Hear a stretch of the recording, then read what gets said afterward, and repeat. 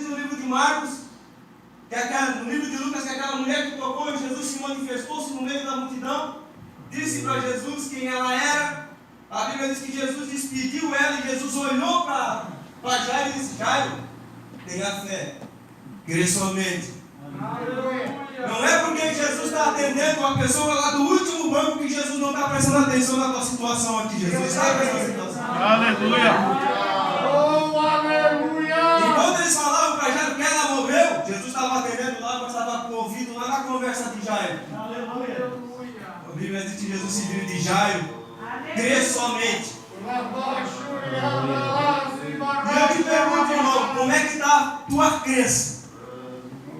No que você está acreditando? Naquilo que Jesus disse que ia fazer por você? Ontem eu comentei com o Jonas ali fora, ele falou, eu tremi todo a hora que eu vi a palavra.